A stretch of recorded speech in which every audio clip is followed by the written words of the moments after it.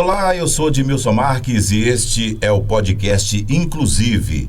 O governo federal e o Ministério da Cultura, viabilizado pela Lei Paulo Gustavo, através da Prefeitura de Sete Lagoas, por meio da Secretaria Municipal de Cultura, com o objetivo de fomentar o desenvolvimento cultural de Sete Lagoas, essa parceria promove ações que valorizam a nossa identidade e promove a inclusão social por meio da cultura. No episódio de hoje, vamos falar de inclusão de deficientes visuais em diferentes contextos. E para falar desse assunto, eu convidei a Natália Santos Tavares Martins, 32 anos, é sete lagoana. Primeiramente, prazer em recebê-la aqui, Natália, no nosso podcast Inclusive. Que bom você por aqui. Prazer, boa noite. A honra é minha. Obrigada pelo convite.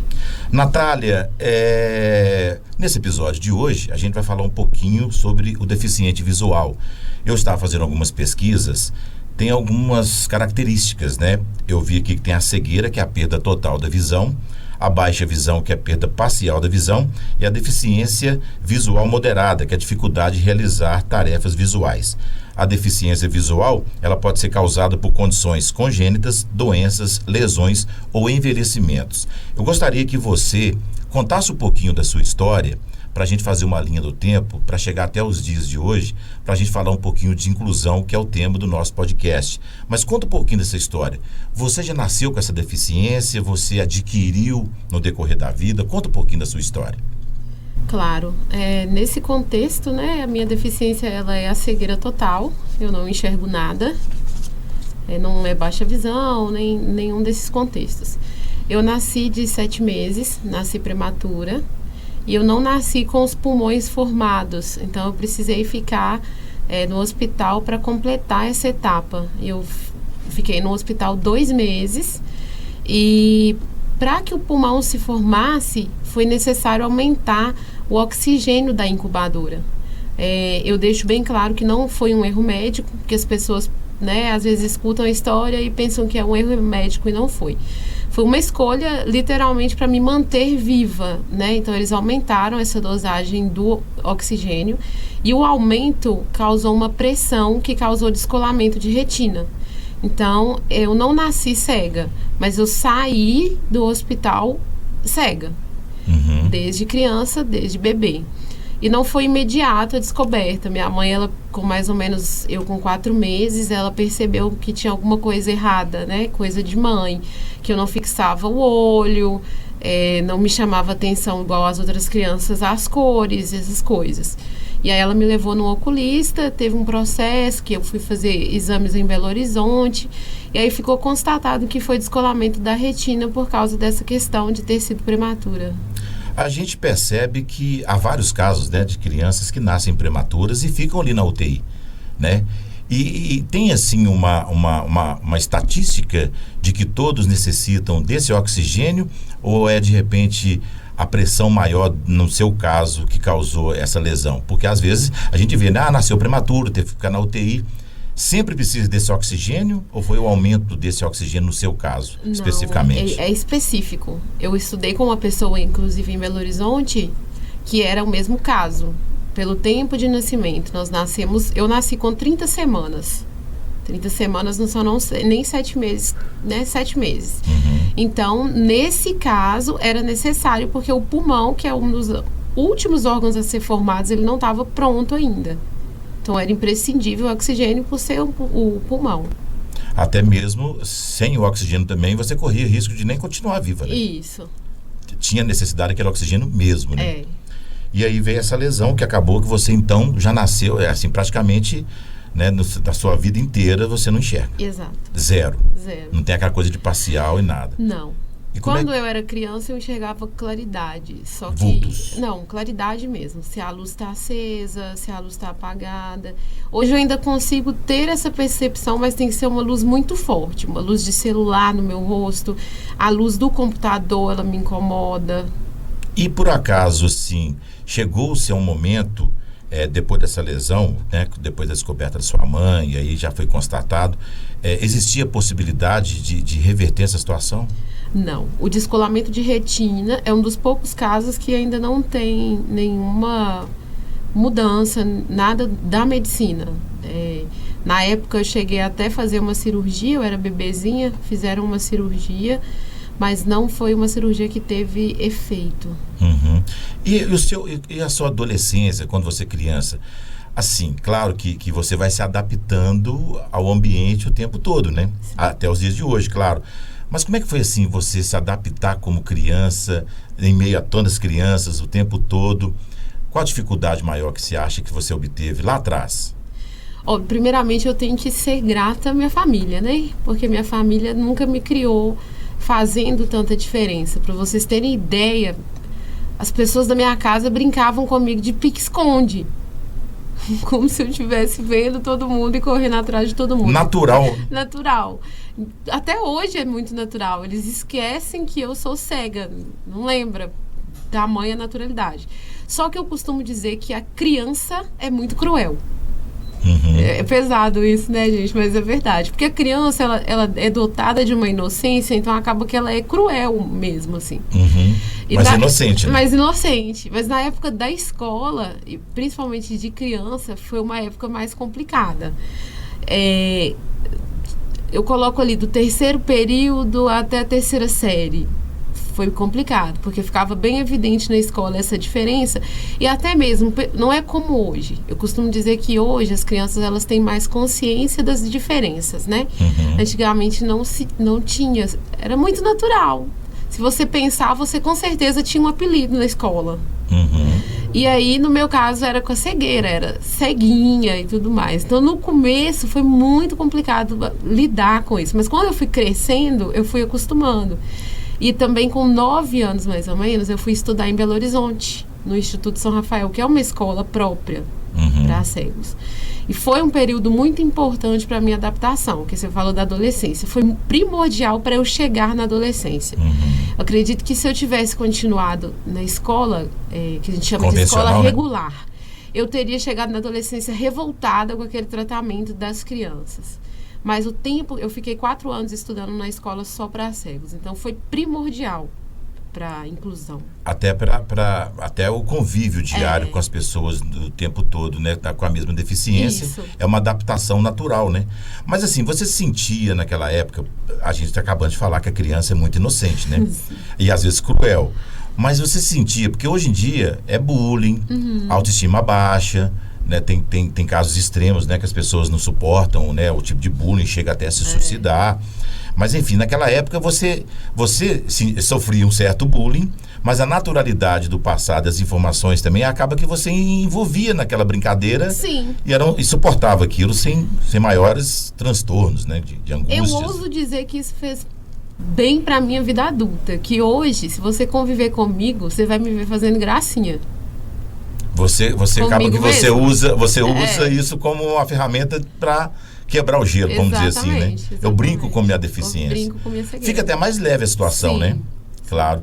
Agora me conta uma coisa, aí vem essas coisas assim, você conviveu com isso há mais de 30 anos, né? Na sua adolescência, vai crescendo, as dificuldades de tecnologia, de adaptações. Fala comigo assim, como é que era antes você na sua adolescência, com as ferramentas que nós temos hoje? E o que com você, as dificuldades do passado, por exemplo, a leitura, né, as ferramentas que a gente tem de áudio, né, de livros e tudo mais. Eu costumo dizer que o deficiente visual hoje, ele tem uma série de facilidades que nós, os chamados millennials, né, que chamam a gente assim, não tem. Porque eu tinha exclusivamente o braille, né? Que era a linguagem principal. A linguagem principal. Na escola, por exemplo, principalmente até a sétima, oitava série, eu tinha só o braille. Se eu não tivesse o livro em braille, eu dependia da minha família para ler para mim os livros, para eu fazer trabalho de casa. Eu sou da época, gente, de almanaque Abril. Meu avô comprava almanaque Abril para eu fazer para casa. E não existia almanaque Abril em braille. E não existia e-book igual é hoje, que você abre o celular. Alguém te conta a história do celular o tempo todo. Isso. E na escola, eu tinha uma amiga que me ditava o tempo inteiro. Já tinha um sonho, Natália, mesmo com toda a deficiência, sabendo, né? Você foi estudar no colégio, que era o tempo todo te dando aquele alicerce, né, para a sua vida, tava lá asfaltando a rua para você caminhar. Isso foi primordial, como você disse. Sim. Mas assim, ali tinha um sonho, mesmo sabendo das deficiências, porque todo mundo no dia a dia você tem um sonho, eu quero fazer isso. Mas você já colocava o seu obstáculo, o sonho tinha um obstáculo, talvez pela deficiência, ou isso não impedia, né, de sonhar tão alto e... Não, eu já tinha. Algumas... Eu acho que o fato de eu ter um sonho fez toda a diferença, porque eu consegui o BPC Loas. O que é BPC Loas? Só para quem está assistindo. É um dos direitos de deficientes, que é a prestação de serviço do INSS, onde o deficiente recebe um salário mínimo. Um benefício, né? Recebe um benefício de salário mínimo. E aí minha mãe conseguiu, eu tinha 2, 3 anos de idade, e eu falava com ela assim: quando eu for grande, olha a frase da criança, quando eu for grande, a gente não vai depender desse BPC, eu vou trabalhar e eu vou ficar rica, a gente vai ganhar muito dinheiro. Bom, era um sonho. Era um Mas sonho. assim, uma coisa não anula a outra. Não. Você, por exemplo, tinha um BPC Loas. Fez toda a diferença. Fez toda a diferença. Exatamente. Mas a partir do momento que você entra no mercado de trabalho, exclui o Loas, o BPC? Sim. Ou não? Ele é vitalício? Não, ele exclui. E você tem que atender alguns requisitos do governo. Tem uma renda per capita, da família, né, da casa. O deficiente não pode trabalhar. Tanto que quando eu comecei a trabalhar, eu parei de receber. Entendi. É consequência. E pode, por exemplo, se você deixar de trabalhar por algum motivo, você pode rever o Loas ou pode? Pode. A Né, pessoa por algum informa motivo que ela não está trabalhando mais e faz todo o processo de novo. E como é que foi a parte colegial, os estudos até a sua formação? Aí eu estudei em Belo Horizonte até 2005. Eu estava na 5ª série. E aí acabou... Lá era um colégio interno. Eu ficava de segunda a sexta. Era sistema de internato. E o governo, já pensando na inclusão, colocou a proposta de os deficientes estudarem em suas próprias cidades, porque eu era daqui, né? Eu ia toda semana. Então, o propósito era cada um estudar em sua própria cidade, em uma escola regular. Entendi. E depois de Belo Horizonte? Aí eu voltei pra cá e aí eu comecei a estudar no estadual. Colégio Estadual? Maurílio de Jesus Peixoto. Sim. No Maurílio de Jesus Peixoto, eu fui muito bem recebida. Eu tive professores maravilhosos na questão de inclusão. Eu sei que existem deficientes que não tiveram ou que não têm esse mesmo privilégio. Mas eu tive professores, para você ter ideia, que faziam maquete para mim de sistema reprodutório, sistema digestivo. Para facilitar. Tudo. Então, assim, eu tive um período maravilhoso na escola. E eu sempre, igual eu te falei, o sonho da criança, eu sempre gostei de estudar. Eu estudava muito. E tinha divisões dentro da sala de aula para o deficiente visual? Não, ou a turma? Era normal mesmo. Você junto com a turma toda? Todo mundo. Aí você tinha que ter um tratamento diferenciado, às vezes por acessibilidade dos professores. Isso. Não tem, assim, uma legislação que demonstre que você teria que ter um atendimento personalizado. Hoje tem, né? Individualizado. Hoje tem, naquela época não. Naquela época não. Tinha de contar com a acessibilidade do professor. E eu também, eu tive a graça, eu digo graça, de conseguir o equilíbrio com os professores. Porque a gente conseguiu chegar junto num consenso. Por exemplo, as provas eu fazia ou com a orientadora do estadual, né, tipo pedagoga, ou com essa colega minha. Essa colega minha, a gente estudou junto da 6ª série até o 3º ano. E ela sentava do meu lado, me ditava tudo que estava passando ali no quadro, tudo que o professor estava escrevendo. E as provas a gente fazia a maioria em dupla. Aí vamos, Natália, pro dia a dia. Aí aquelas dificuldades do deficiente visual no dia a dia.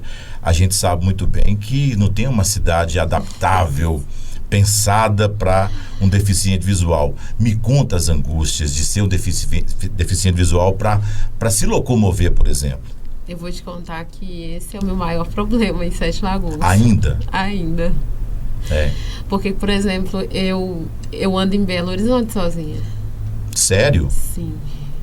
E tem dificuldade na cidade de Sete Lagoas? Lagoas? Tem dificuldade em Sete Lagoas. Qual que é a diferença? Aí eu falo que é uma série de fatores. Primeiro, a acessibilidade mesmo da cidade. Não tem quase nada no quesito acessibilidade. As pessoas acham, eu vou ser um pouco terrível agora, mas as pessoas acham que a acessibilidade para o deficiente visual é só aquele piso tátil. Uhum. E não é. Não adianta você ter um piso tátil, mas você não tem uma população consciente de ajuda para o deficiente visual, enfim. Entenderem que o deficiente visual não é porque você colocou o piso que ele se vira sozinho. Exatamente. Né? Tem o pós depois, né? Não além do piso, tem né? Todo um processo. Aí vem o trânsito também, obstáculos, né? Sete A Lagoas calçada, é um por lugar exemplo. que você tem uma calçada, você tem um tobogã, né? Não, e você tem um Degraus. poste no meio do piso tátil. Você tá andando no piso tátil, você vai trombar no poste, porque o piso tátil dá no poste. Você vai confiando, aí você tem um obstáculo. Exato. Aí, se tiver sozinha, vai meter o nariz no poste, literalmente, né? E em Belo Horizonte é um pouquinho melhor. Eu não sei te dizer se é porque é a capital, não sei se é uma... Não sei. E também lá eu fiz a orientação em mobilidade, né? Que aprende a andar sozinho. E te gera medo andar sozinha? Assim, de ser pega de surpresa em algum momento? Já aconteceu, por acaso? Assim, de alguma coisa, um incidente mais grave? Não. Não. Assim, mas o tempo todo você tem um acompanhante e em alguns momentos sozinha? Eu tenho alguns momentos sozinha. Você tem essa sozinha, segurança? Só que a gente está na era do Uber, né? Facilitou bastante. O Uber facilitou bastante. Nesse quesito, tudo que eu vou fazer sozinha, eu prefiro ir de Uber hoje. Já pega na porta e deixa na porta. Tá, e aí a gente vai falar um pouquinho agora de inclusão, inclusão mesmo, agora do mercado de trabalho, né, que é o nosso tema do nosso podcast, Natália. E aí, você estudou, eu preciso trabalhar. Eu preciso trabalhar. É o seu sonho, eu preciso de ganhar meu dinheiro, né, mãe? Eu quero ganhar muito dinheiro pra gente deixar esse negócio de salário mínimo, desse auxílio aí. Tá, e aí, vamos pro mercado de trabalho. Aí, quais as dificuldades? Como é que foi essa coisa de inclusão? Eu entrei no mercado de trabalho muito cedo, porque eu formei em 2011, estava com 19 anos. E eu coloquei meu currículo em uma agência, ainda tínhamos agências físicas de colocar currículo. Coloquei meu currículo. E aí, com menos de 2 meses, me chamaram, porque a empresa estava começando na cidade e ela tinha que cumprir a cota. Eu fui a primeira turma da cota PCD da empresa. E aí, era novo para eles, era novo para mim. Era novo para mim um pouco mais, porque era a minha primeira experiência, era literalmente a menina saindo da escola e entrando para o mundo corporativo. Trabalho, né? Então, quando eu entrei, eu levei um susto, e eles também, que eles não sabiam como lidar, e eu não sabia o que fazer. Eu posso falar isso, porque eles assistindo, eles vão saber, que eu fiquei literalmente quase 2 meses à toa. Por causa da adaptação? Até eles conseguirem adaptar. Eles não estavam preparados para receber o PCD, no caso? Não. Porque tanto eles quanto eu, nós achamos que era simplesmente instalar, porque a gente usa... Meu trabalho, ele é com computador, para as pessoas entenderem. Nessa época, eu trabalhava na logística da empresa. E era tudo informatizado. Então, o que nós pensávamos? Vamos colocar o leitor de tela no computador, que é a forma que o deficiente usa computador, e vai dar tudo certo. Só que era um programa de transporte. Mapa, rota. Como que vai fazer isso se é desenho, né? Eu preciso ver uma rota, como eu vou encontrar essa solução. E como é que foi feita a situação? Esse setor não dá para ela, mais ou menos isso? Não. Aí a gente passou 2, 3 meses atrás de pessoas mesmo formadas em tecnologia, pessoas deficientes visuais que desenvolviam programas, essas coisas, para conseguir um equilíbrio. Eu, particularmente, não fiquei na parte de rota, porque é mapa, né? Mapa realmente é uma coisa que não dá. Eu costumo falar que, às vezes, a gente coloca muito na conta da deficiência, mas tem que ter um equilíbrio também. Eu preciso entender que aqui não me cabe. Por exemplo, você não vai ter um deficiente visual fazendo medicina. É impossível. Né? Não dá. Vamos entender também as situações, as limitações, não tem como. Claro. Então, o setor logístico, ele não era formado só por rota. Tinha a parte de logística reversa. Entenderam que ali eu ia conseguir trabalhar. Aí eu fiquei 5 anos, trabalhei com logística reversa. ligava para cliente o dia inteiro, cobrando devolução de material. Então, era uma coisa que meu programa fazia com total facilidade e dava para fazer. 5 anos. Aí, depois, eu recebi a proposta de ser promovida para o setor comercial, que é um setor ainda mais acessível. Se você está vendendo, você tem que ter acesso ao produto. Claro. Nota fiscal, são coisas mais acessíveis de leitura, né?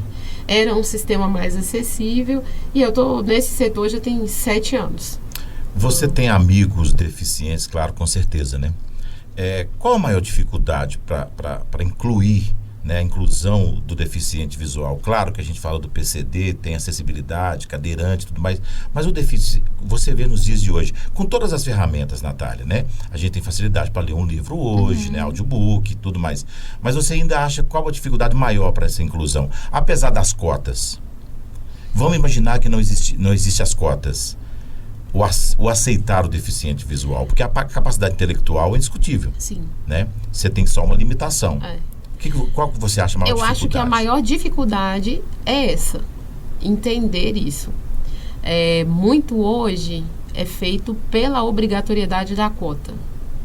A partir do momento que você não tem a cota, você pode criar um bloqueio na cabeça do contratante. Será que essa pessoa é realmente capaz? Será que tal limitação vai fazer com que ela me entregue o resultado que eu quero? Isso te angustia? Não mais, porque eu entendi isso muito rápido. Quando eu entrei na empresa, por exemplo, eu sempre queria fazer mais para provar que eu conseguia fazer mais. Só que depois eu entendi que não, eu tenho que ser uma profissional excelente porque eu sou uma profissional excelente. Entendeu? Mas o maior problema, o limitante hoje, eu acredito que seja isso.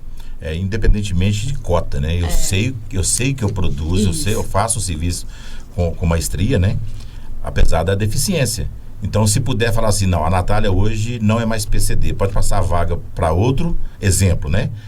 Que ela dá conta do serviço sem a necessidade de estar nessa cota, por exemplo. Você domina o setor. Domino. Né? Tem algumas limitações, claro, né? Porque sempre, igual a gente falou aqui agora há pouco, sempre vão ter limitações. Sempre, por exemplo, eu não vou conseguir ver uma foto que o cliente manda no WhatsApp. Graças a Deus, hoje eu tenho tecnologia que descreve essa foto, mas algumas coisas eu ainda tenho que perguntar. Claro. Então, eu tenho que entender as limitações. Que bom esse entendimento, porque às vezes também a pessoa pode ter uma deficiência e achar que não tem limitações, né? Agora, na tecnologia atual, com as ferramentas, o que mais te deixou numa zona de conforto? Tipo, claro que vem um monte de ferramentas, né? O tempo todo a tecnologia está aí para te ajudar, auxiliar. Mas assim, aquilo que você falou assim, meu Deus, essa agora me deixou numa zona de conforto tranquila. Por exemplo. A primeira coisa que eu comprei foi um iPhone. Você e o resto do planeta. Não, é sério, com o meu primeiro salário. Eu quero um iPhone, a primeira coisa mãe. que eu comprei. Não, eu comprei com o meu primeiro salário. Foi um iPhone. Dividi e comprei. Aí, todo mundo quer um iPhone, mas no meu caso era por isso que você perguntou. Na época, ele era imbatível na questão acessibilidade. Imbatível. Eu ainda digo que ele é. Porque hoje os outros também têm, sabe? Nessa época de 12 anos atrás não tinha. Ele era que ia te dar um suporte maravilhoso, extraordinário, né? Eu lembro a primeira mensagem que eu mandei. Porque antigamente eu tinha Nokia 1100. Viajamos agora, né, Natália? Exatamente. Tinha Nokia. Quem foi o covarde? Mas pulamos para o iPhone também, Exatamente. né? Quer dizer, o sarrafo subiu muito, né? Isso. Mas aí tinha 1100. E para ler as mensagens, era alguém que lia as mensagens. Por favor, me ajuda aqui. E a primeira vez que eu mandei um oi, eu gastei 5 minutos para escrever a palavra oi. Porque no talk screen aqui, ó. E eu, meu Deus, acostumada com o teclado do 1100. Aí mandei oi. Você falou assim, gostei disso. Aí veio a resposta oi. E eu pude ler a resposta. Falei, é esse aí. É isso. Então, assim, foi a virada de chave, no caso, o iPhone. Hoje não, tem muitas ferramentas o tempo todo e tal. Natália, que bom conversar com você. É claro que a gente está falando de inclusão aqui. Você está incluída, né, nesse processo. Trabalha na empresa há quantos anos? 12 12 anos no mercado de trabalho. Quer dizer, há 12 anos, você tinha 20 aninhos quando você começou no mercado de Tinha. trabalho. E hoje, com certeza, é uma excelente profissional, domina o que faz. Agora, a gente conversando aqui em off, a gente estava falando de cores. Agora, alguma para a gente encerrar, algumas curiosidades. Como é que é esse negócio de falar assim, eu não gosto de amarelo, eu não uso amarelo? Gente, eu não uso amarelo. E você já viu amarelo? Nunca vi o amarelo. Como assim, Natália? Me explica. E você escolhe sua roupa, E eu você escolhe as cores. Eu escolho tudo. Agora, eu sou agora você está me chata. deixando encucado. É Como verdade, assim? eu não sei explicar. Sabe o Alto da Compadecida? Não sei, só sei que foi assim. Meu É Deus, isso. eu tô assim, gente, eu não tô acreditando. Não, a Natália não gosta de amarelo. Mas Não. como assim ela não conhece o amarelo?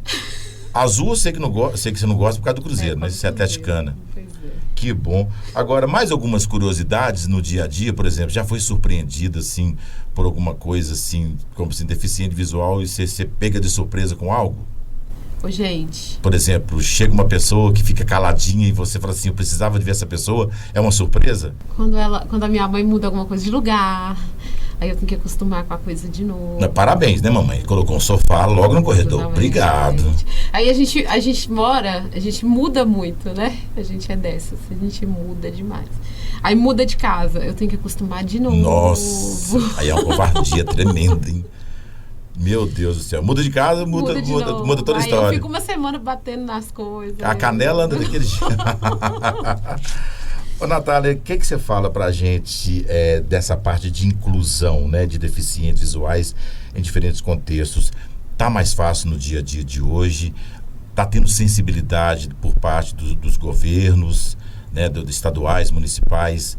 É diferente da sua época, lá no passado, com os dias de hoje? A inclusão está mais sendo vista como prioridade para as pessoas? Hoje ela está em pauta maior, né? É uma pauta governamental, é uma pauta de ONGs, é uma pauta da mídia. Então, hoje, esse assunto tem uma visibilidade maior, sim, que antigamente, que 10, 15 anos atrás. Eu entendo também que é muito da postura dos deficientes, tanto a minha geração quanto essa geração que está agora. E se eu tivesse que deixar um encorajamento para a galera, eu diria, gente, a gente ainda tem muito para correr, muito para fazer, mas não é desculpa para acomodar e não é desculpa para falar que já conquistou tudo ou falar que não conquistou nada. Eu diria que a gente está no meio termo ali, que já cresceu muito, mas que ainda tem muita coisa para acontecer. Caminhamos bastante, mas tem muito para caminhar ainda, né? Eu ficaria aqui horas conversando com você. Eu tenho pauta aqui, eu tenho perguntas para 3 dias de entrevista. Mas a gente está chegando ao fim, né, do nosso podcast, inclusive, hoje falando, né, de inclusão social aqui, de deficiente visual, né, em diferentes contextos. Eu adorei, mas adorei mesmo, primeiramente, conhecer você. Obrigada. E a sua história é maravilhosa. Só não me respondeu por que das cores. Que escolhe cores, você ainda não viu a cor. Mas um dia você me conta. Obrigado, viu? Obrigada. Eu adorei conversar com você aqui nesse episódio do nosso podcast, inclusive, né? Que é do governo federal, através do Ministério da Cultura, viabilizado pela Lei Paulo Gustavo, através da Prefeitura de Sete Lagoas e a Secretaria Municipal de Cultura. Obrigado, viu, Natália? Eu que agradeço. Vamos trocar o WhatsApp, porque eu quero conversar muito com você, mas Pode muito deixar. mesmo. Obrigado de coração. Obrigada. E assim fizemos o nosso podcast, inclusive de hoje, falando de inclusão de deficientes visuais em diferentes contextos. Agradeço a sua participação. Obrigado pela audiência.